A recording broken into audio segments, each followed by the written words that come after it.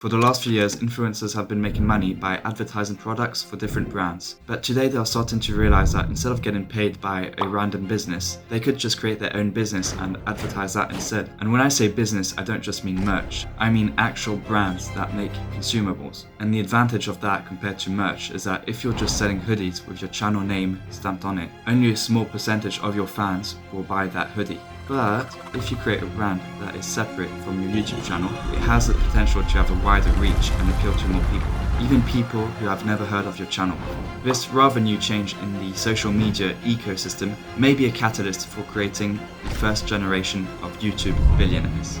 In this video, we'll be seeing why KSI might become YouTube's first billionaire. Let's get into it.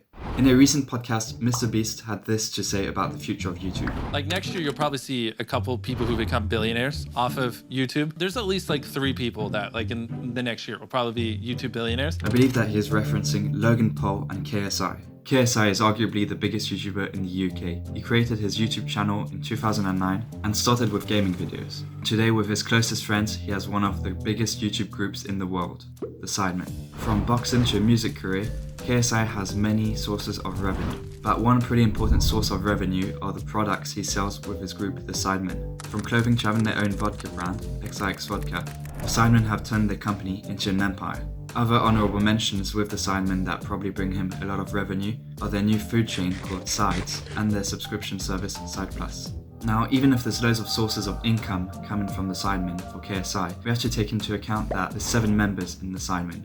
And this means that the income will be split in 7 ways. The Sidemen could probably be worth 100 million today, but even if that were the case, 100 million divided by 7, about 14.2 million. The thing that could potentially make KSI the first YouTube billionaire is his company with Logan Paul, Prime. January the 4th, 2022, after a long rivalry with Logan Paul, KSI and Logan announced this on Instagram Live. Guys, we have an announcement.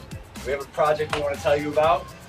NFT, baby! NFT project! Nah, fuck that. We never do that to you guys.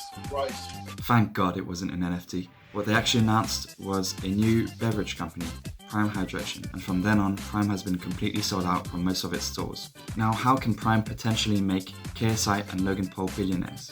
Prime's biggest enemy is Gatorade, and one big advantage Prime has over Gatorade is that Gatorade isn't really sold in the UK or other European countries. One of the reasons being the ingredients. And this leaves Prime an untapped market. Sure, the UK may have its own equivalents, like Lucozade, but if PepsiCo wants to branch out into the UK with a bit of a sports/lifestyle drink, then acquiring Prime may be a pretty good business move for them. Maybe even the Coca-Cola company who owns Gatorade's current competitors, Powerade, if they see Prime as a decent opponent, they might just decide to buy Logan Paul and KSI out of the company. This is what happened with Vitamin Water and many other beverage companies. In 2004, 50 Cent made a deal with Glacéau CEO to own a small stake in Vitamin Water.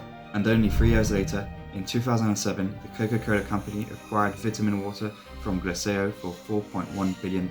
50 Cent was thought to have walked away with a figure somewhere between $60 million and $100 million, putting his net worth at nearly $500 million. Having Prime as a beverage is an excellent idea. Like I said at the beginning of the video, when you sell something that is consumable, you'll most likely make more revenue, especially if the product is actually good. Lil Timmy might want to drink a bottle of Prime, but also good old Karen might want to try it when stumbling across it in Walmart. Another advantage Prime has over its rival companies is its marketing. Prime has most of YouTube on their site, and seems to be setting up a Prime squad with different YouTube creators. The first and so far only YouTuber part of that Prime squad is Gideon. We love your content, and Gideon is the first member of the Prime Squad. What we're building, a group of up-and-comers. The next up, congratulations.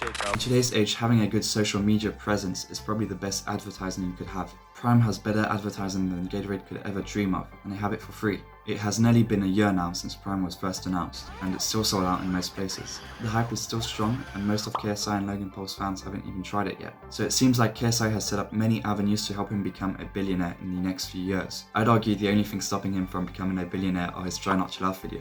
I'm curious to know, do you think KSI will reach billionaire status anytime soon? Or do you think other YouTubers are more likely to get there before him? Thanks for watching. Hey yo, what's up? It's your boy KSI, GLBT. How we all doing now? We are doing the Try Not to Laugh. What am I talking?